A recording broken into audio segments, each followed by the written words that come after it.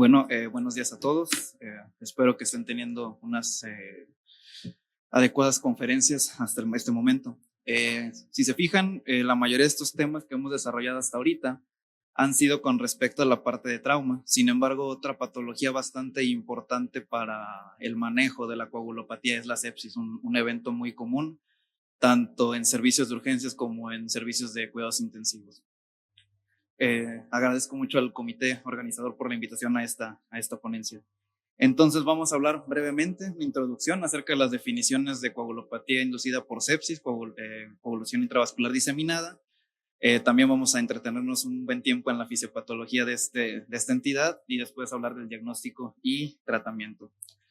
Entonces, para empezar, sabemos sobre la sepsis, la definición que tenemos desde el 2017, disfunción orgánica potencialmente mortal, secundaria a la respuesta disregulada del hospedero a la infección.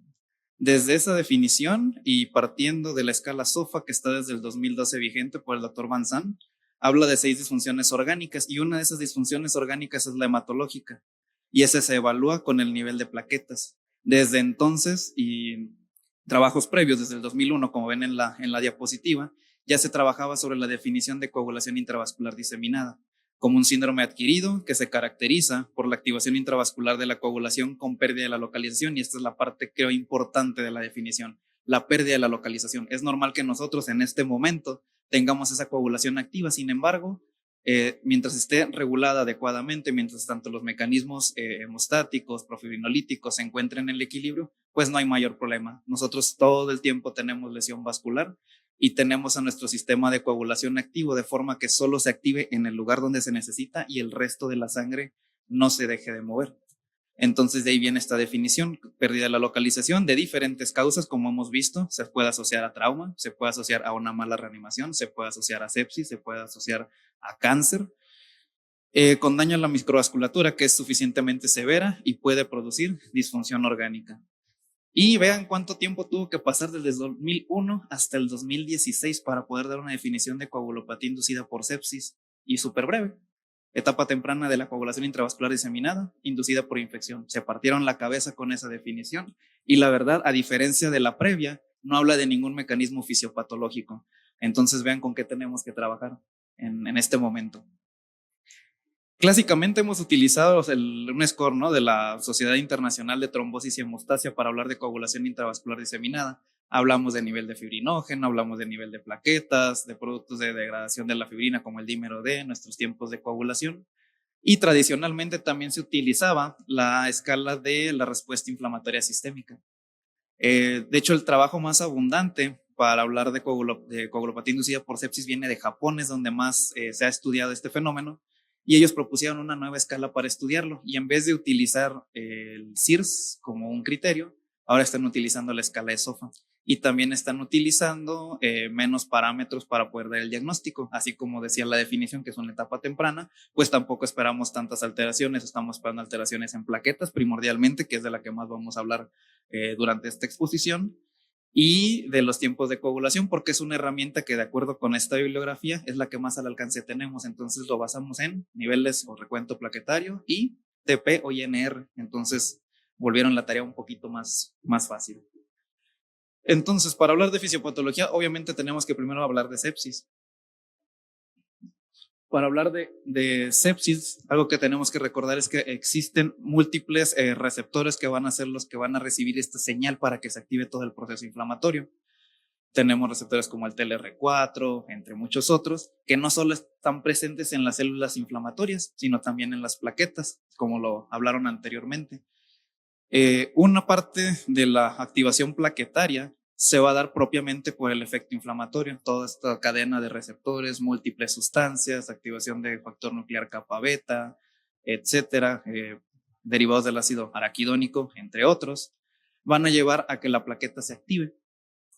Pero no solo eso es el asunto importante en la coagulopatía inducida por sepsis, sino que la plaqueta propiamente va a recibir estímulos. Uno, las endotoxinas de los microorganismos gram negativos, los proteoglucanos de los gram positivos, ácidos teicoicos de los hongos, también van a activar directamente a la plaqueta.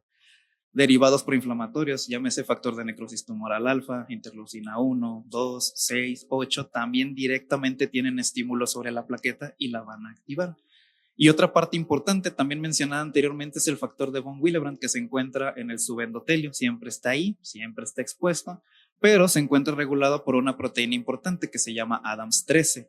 Esa proteína siempre se encuentra regulando el tamaño de este factor de von Willebrand, manteniéndolo de una longitud adecuada para no tener adhesión plaquetaria. Sin embargo, en parte del mecanismo de la sepsis, nosotros tenemos inhibición de esa proteína importante. Por ende, también este factor de von Willebrand se encuentra creciendo y eventualmente va a toparse alguna plaqueta. Y al momento que adhiera la plaqueta, también se va a activar y se va a adherir al resto de las plaquetas. Y entonces es donde comenzamos los fenómenos de microtrombosis, que si nosotros los dejamos perdurar por mucho tiempo, van a progresar a macrotrombosis. Pero ese no es todo el problema. También, como ya se mencionó anteriormente, tenemos activación plaquetaria, tenemos consumo de factores de coagulación, que al final de toda esa cascada que ya hemos mencionado extensamente durante todas estas conferencias, van a terminar en la polimerización de la fibrina. Desgraciadamente, nosotros no tenemos reservas infinitas de todos esos factores de coagulación, tenemos un límite. Todas esas proteasas de serina se van a estar consumiendo de forma continua, empezando por una sobreexpresión exagerada del factor tisular, que ya lo mencionaron, el cual va a llevar a activación del factor 7, activación plaquetaria, el burst de trombina o explosión de trombina que les mencionaban en la fase de propagación de la cascada de coagulación. Por ende, toda esa activación sobreexagerada de factores de coagulación van a llevar a algo que anteriormente conocíamos como coagulopatía de consumo. Entonces, ahora los pacientes no solo están formando microtrombos o macrotrombos, sino que por todo ese consumo de factores de coagulación y plaquetas, ahora están predispuestos a sangrar. Entonces, así como en la coagulopatía inducida por trauma, el paciente tiene una etapa donde coagula y demás, y también sangra además, también en la coagulopatía inducida por sepsis pasan exactamente esos mismos dos mecanismos. Tenemos, les digo, desde la estimulación directa del endotelio vascular, de las células musculares subendoteliales, propiamente del monocito macrófago, de plaquetas, por parte de toda esta cascada inflamatoria. Y esta va a llevar a exposición de fibras de colágeno, factor de von Willebrand, factor 8, etcétera, que entonces van a llevar al consumo plaquetario a una velocidad extremadamente rápida. Otra parte importante es que dentro de esa respuesta inflamatoria nosotros vamos a ver la activación exagerada del neutrófilo y vamos a tener la formación de algo que se conoce en sus siglas como NET o trampa extracelular de neutrófilo. Estas trampas contienen DNA, enzimas que degradan este DNA y también contienen unas proteínas importantes que permiten el enrollamiento del DNA que se llaman histonas. Resulta que estas histonas también son uno de los estímulos más grandes que hay para la activación plaquetaria. Entonces, estas trampas diseñadas para que el coágulo se forme de manera localizada y contenga un microorganismo que está invadiendo al paciente y esa infección no se propague, que es el propósito de la activación de la coagulación durante un proceso infeccioso, ahora no solo lo tenemos activo, sino que se activa además. Tenemos un secuestro plaquetario local en los lugares donde se forman estas trampas extracelulares de neutrófilos. Ahí tenemos un exceso de secuestro plaquetario. Entonces, uno de los primeros signos que nosotros vamos a ver durante la coagulopatía inducida por sepsis es la trombocitopenia, que es de hecho el signo cardinal que ahorita vamos a mencionar en el abordaje diagnóstico. También tenemos otra parte importante en el endotelio que se ha puesto de moda en los últimos años, que es este glucocálix. Sabemos que está esa pequeña gelatina sobre las células del endotelio vascular y esa se encarga de que la sangre se mantenga líquida. Algunos de estos receptores proinflamatorios se encuentran escondidos en el glucocálix y se van a expresar una vez que nosotros tengamos o presentemos lesión vascular. También este glucocálix tiene 3 propiedades importantes de acuerdo a muchos de estos receptores y muchas sustancias que se encuentran en él. Tiene propiedades antiinflamatorias, tiene propiedades anticoagulantes y profibrinolíticas. Estas 3 se van a conjuntar para que la sangre siempre se mantenga líquida, que es lo que nosotros queremos, que la sangre circule y no tenga que detenerse en ninguna parte, a menos que eso sea el requerimiento, que haya una lesión vascular por a lo mejor algún trauma, alguna malformación arteriovenosa, y que entonces el coágulo se tenga que formar de forma localizada. Sin embargo, como estamos viendo ahorita, como la propia definición de sepsis lo dice, es una respuesta disregulada, también aquí la coagulación es una respuesta disregulada. Entonces vamos a tener los dos extremos, tanto el extremo del paciente que va a tener una actividad procoagulante importantísima y que lo va a manifestar con microtrombosis o macrotrombosis, así como el paciente que ya pasó por todas estas etapas y lo encontramos en una etapa donde puede sangrar y sangrar de manera importante. Por eso es importante la monitorización de todos estos pacientes, tanto en el servicio de urgencias, si se encuentran piso de hospitalización, quirófano incluso, o unidades de cuidados intensivos. Entonces vemos cómo esta tormenta de sustancias inflamatorias, empezando por interleucina 1 beta, interleucina 6, factor de necrosis tumoral alfa, se liberan por parte de los macrófagos principalmente, y vamos a tener efectos importantes como la activación de las plaquetas, la activación de la cascada de coagulación, sobre todo por la activación exagerada del factor tisular, la inducción de apoptosis o necrosis dada por los neutrófilos y los monocitos macrófagos, y por la formación de estas trampas extracelulares de neutrófilos que se van a formar de manera muy disregulada. Y obviamente la sepsis también es una endoteliopatía, lleva un daño endotelial importante por alteraciones de flujo, por sustancias inflamatorias, etcétera.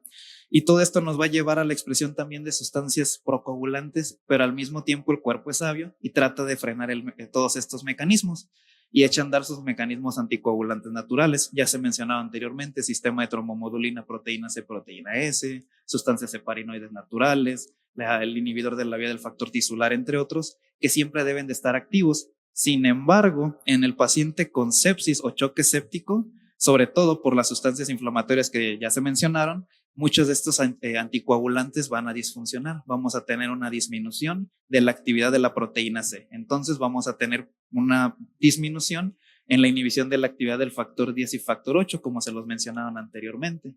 La trombomodulina también se va a hacer deficiente en calidad y cantidad.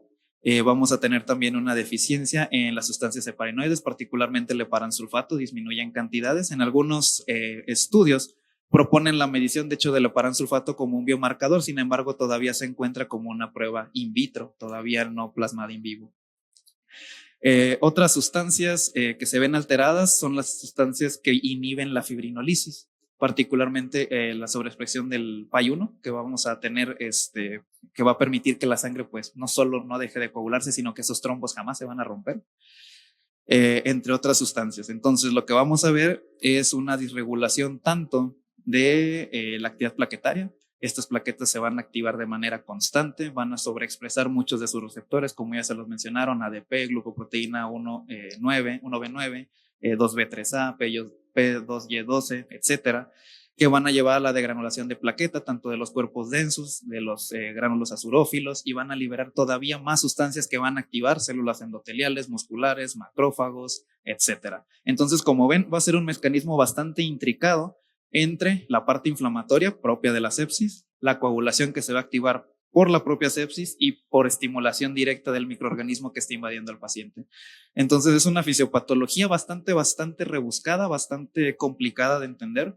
Lo que nos debemos de llevar a casa es que al mismo tiempo vamos a tener activación tanto del sistema anticoagulante y del sistema procoagulante. El problema es que va a estar totalmente disregulado y no sabemos en qué etapa nosotros vamos a encontrar a los pacientes. Algunos los encontraremos en esa etapa protrombótica, se manifestará como trombosis venosa profunda, tromboembolia pulmonar, incluso fenómenos arteriales como insuficiencia arterial periférica, infarto agudo al miocardio, evento vascular cerebral. Pero también los podemos encontrar pacientes con gingivorragia, epistaxis, sangrados incluso por los poros de la piel. Entonces se vuelve un mecanismo bastante importante de entender y que nosotros necesitamos explorar intencionadamente en nuestros pacientes. Desgraciadamente, esta coagulopatía inducida por sepsis está clínicamente desde un rango que para nosotros no vamos a encontrar nada en la exploración física. El paciente pareciera no tener síntomas asociados a una coagulopatía, o lo podemos encontrar en una etapa muy extrema de coagulación intravascular diseminada, ya con todos los cambios que nosotros conocemos, el recuento de plaquetas bajo, el fibrinógeno depletado, prolongación de tiempos de coagulación, prolongación de tiempos de sangrado. Entonces se puede mover, como se los mencionaron, la coagulopatía inducida por trauma, muchas veces se mueve en un aspecto mixto, que puede tener un poco de todo, y eso es lo que lo hace muy difícil de detectar, pero nosotros siempre debemos de tener esa sospecha clínica. ¿Cómo lo vamos a sospechar? Primero y por lo más obvio, si el paciente está séptico ya tiene el potencial de tener una coagulopatía inducida por sepsis. Entonces, de las cosas más sutiles que nosotros vamos a encontrar para darnos cuenta de esta coagulopatía inducida por sepsis es, 1, la tiene, y 2, ya documenté en mis laboratorios iniciales que el paciente se está presentando con trombocitopenia, o durante la atención de ese enfermo en cualquiera de los servicios, ese paciente tiene una tendencia a la trombocitopenia. Como lo dijeron anteriormente, no nos basamos únicamente en un valor aislado. Nosotros tenemos que seguir tendencias. Entonces, si vemos que el paciente llegó tal vez con 200,000 plaquetas, a las 6 horas ya tiene 120,000, hay algo que ya debe llamarnos la atención. Si el paciente se presenta ya con un fenómeno evidente de trombosis o sangrado, con mayor razón debe de llamar nuestra atención. Entonces tenemos al paciente que tiene esa sospecha de sepsis y trombocitopenia. Obviamente nos interesa la historia clínica para encontrar cuál es el factor desencadenante. Lo dijimos anteriormente, no solo es la sepsis que activa esta coagulación intravascular diseminada, también hay procesos malignos, cánceres tanto sólidos como hematológicos, el trauma, y las comorbilidades que pueden afectar o no el sistema de coagulación. A lo mejor mi paciente es un paciente que tiene cardiopatía isquémica crónica y ya toma anticoagulantes, entonces eso puede hacer que yo confunda el diagnóstico. Entonces, ¿qué hacemos? Tomar nuestros laboratorios iniciales. Si se fijan, empezamos con las pruebas de coagulación estándar. Empezamos con TTP, TTP, INR, recuento plaquetario, tiempo de sangrado, y es donde yo busco las primeras alteraciones. Puedo tener un recuento plaquetario bajo, pero el resto de mis pruebas ser normales. Desde ello ya debo de estar pensando que este paciente tiene una coagulopatía inducida por sepsis. Pero no debo dejar de lado que debe existir un diagnóstico diferencial, no encasillarme en que todas las trombocitopenias que se presentan en el paciente séptico son por culpa de la sepsis. Entonces, ¿qué debo de buscar? Pues a lo mejor el paciente presenta un síndrome mielodisplásico, que lo decíamos ahorita, ¿no? Otro factor importante para el desarrollo de coagulopatía es el proceso maligno, sobre todo los hematológicos. El paciente presenta anemia plástica, entonces si no tiene esa celularidad a nivel de médula ósea, no produce esos promotores o precursores de glóbulos rojos, recuerden que la línea de las plaquetas viene exactamente de la misma línea pluripotencial. Podemos tener una trombocitopenia inducida por heparina. A nuestros pacientes sépticos o incluso pacientes críticos, por diversas razones, nosotros los anticoagulamos. Puede ser con heparinas de bajo peso molecular, puede ser con heparinas no fraccionadas. Recordemos que uno de los efectos secundarios, desgraciadamente, sobre todo de la heparina no fraccionada, es esa trombocitopenia inducida por esta. Y también pacientes que reciben diversos fármacos. Si el paciente ya sabemos que tiene un historial oncológico, tal vez es culpa de su quimioterapia. Sabemos que se depletan muchas de estas células. Sabemos que tenemos que estar pendientes de cuando el paciente se encuentra en el nadir o el valle de esa quimioterapia para saber si yo espero o no que esas plaquetas bajen o si las puedo asociar a alguna otra cosa. En cambio, tengo el paciente que sí, ya está séptico, corro mis pruebas de coagulación iniciales y las encuentro todas alteradas. Encuentro el recuento plaquetario ya está bajo, el fibrinógeno también, los productos de degradación de fibrina ya se encuentran elevados porque obviamente existe esta hiperfibrinólisis y los tiempos de coagulación ya empiezan a prolongarse. Esto es una etapa florida de la coagulación intravascular diseminada y esto es lo que estamos encontrando. Vamos a llevar a cabo ese score que nos propone la Sociedad Internacional de Trombosis y Hemostasia, que justo contempla estos valores, y si nosotros con ese score integramos un puntaje mayor de 5, podemos decir que tiene coagulación intravascular diseminada obvia. Y entonces lo que me interesa es excluir otras cosas que me lo puedan confundir. También se mencionó en las primeras pláticas, por ejemplo, el paciente cirrótico puede hacer disfibrinogenemia y fibrinólisis primaria porque es la insuficiencia hepática la que lleva a ese paciente al sangrado. Entonces, tengo el paciente séptico, tengo el paciente que desarrolla trombocitopenia, tiene alteraciones de las plaquetas de coagulación, ni así puedo dar por hecho que es toda la coagulopatía solo por el proceso séptico. Tengo que descartar otras cosas. Y pues ya se puso de moda la tromboelastografía, ya cada vez está un poquito más al alcance de todos. Todavía no en todos lados está disponible, pero cuando se tiene, ¿qué podemos encontrar nosotros en estas pruebas viscoelásticas que nos ayuden a identificar al paciente que tiene coagulopatía inducida por sepsis? Pues hay 3 parámetros que ya están bien estudiados, se validó en el 2020 y son el tiempo K, que ya les mencionaron que habla del inicio de la actividad plaquetaria de la mano del ángulo alfa. Justo ahí lo tenemos a un lado, el ángulo alfa, y la amplitud máxima, que es lo que sabemos que tiene que ver tanto con la actividad plaquetaria como con la concentración de fibrinógeno. Entonces, si nosotros tenemos pruebas estándar, ¿podemos ver la coagulopatía inducida por sepsis? Sí. Y si tenemos tromboelastografía, también lo podemos ver. Tienen una adecuada sensibilidad y especificidad, áreas bajo la curva, con bastante buen nivel de aceptación. De hecho, curvas de 0.92, 0.9, 0.86 respectivamente. Entonces, la verdad, tenemos un muy buen estudio que nos puede ayudar a identificar esto de manera rápida. También les dijeron que estas pruebas en 20-30 minutos tenemos el resultado. A veces las pruebas de coagulación estándar tardan un poquito más. Y con respecto al tratamiento, pues lo obvio, y como dice el nombre de la plática, control de la fuente, es lo que más nos debe de interesar. El paciente séptico siempre debe tener un control temprano de la fuente, sea un control que es estrictamente médico o que sea médico quirúrgico. Entonces, si desde un principio nosotros abordamos la sepsis y cortamos esa cadena inflamación, coagulación, vamos a prevenir muchos casos de coagulopatía inducida por sepsis. ¿Cuántos de nosotros no hemos estado ante el paciente que está séptico, desarrolla esta coagulopatía y casualmente no pasa quirófano porque está muy malito? Entonces, si nosotros atacamos esto desde temprano, podemos prevenir la coagulopatía, tomarlo en etapas tempranas y revertirlo. Una de las estrategias que nosotros seguimos habitualmente es la anticoagulación. Y aquí el motivo de por qué anticoagulamos al paciente séptico, por toda esa cadena fisiopatológica que ya se revisó. Y ahora, ¿qué hay de tratamientos específicos para esta coagulopatía inducida por sepsis? Les digo, en Japón es donde se está trabajando muy fuerte en tres aspectos. El primero, el uso de antitrombina. Están utilizando esta antitrombina en diversos estudios, publicados aproximadamente entre 2010 y 2020, donde han encontrado que diversas dosis de antitrombina tienen un impacto importante en la supervivencia con respecto a no utilizar antitrombina o solo la estrategia estándar de anticoagulación con heparina no fraccionada o con heparinas de bajo peso molecular. Aquí proponen una dosis de 30 unidades por kilo por 3 días. En algunos casos lo llevan incluso hasta 5 días, donde con eso tienen ellos impacto importante en la supervivencia de los enfermos. ¿Cuál es el problema? Que esta antitrombina es muy cara y se está batallando incluso para que salga, incluso en el mismo ministro de Salud de Japón se batalla un poco para que se pueda utilizar. ¿Qué es lo que normalmente utilizamos nosotros? Heparina. Tanto guías británicas como guías japonesas proponen diferentes estrategias, el uso de heparina no fraccionada por la facilidad que se tiene para monitorizarla, para detenerla y que su vida media pase rápida y que existe un antídoto para esto que se puede neutralizar.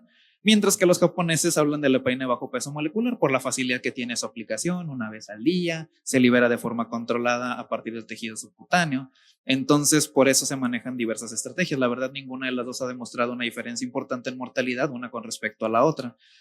Si encontramos, por ejemplo, que estas dos estrategias tienen índices protectores, uno R de 0.88 y 0.65 respectivamente en diversos estudios, entonces por eso siempre es importante que el paciente séptico que no esté sangrando tenga esa anticoagulación y si está sangrando, ¿en qué momento decidimos nosotros anticoagularlo?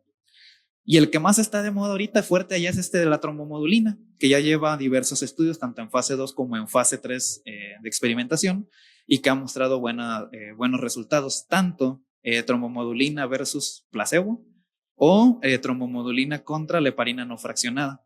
Hemos tenido resultados pues ambiguos. Estos que están aquí se ven bien bonitos porque dice que hay una reducción de la mortalidad, reducción de la aparición de la coagulación intravascular diseminada, menos eventos de sangrado y la mortalidad a 28 días también disminuye con el uso de esta trombomodulina.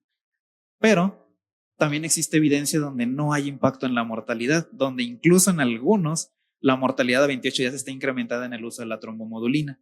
De acuerdo con los propios autores de estos estudios, comentan que a lo mejor en algunos casos utilizaron la trombomodulina cuando todavía no era el momento, otros en dosis no adecuadas y tercero que tal vez la combinación de terapéuticas tampoco es lo más indicado porque si de por sí ya es un efecto disregulado de coagulación secundaria a la inflamación, querer jugar al químico y querer revertir todo por múltiples mecanismos tal vez no sea la mejor opción. Entonces, por eso aquí está muy ambiguo el resultado que se ha obtenido en los últimos años con el uso de la trombomodulina.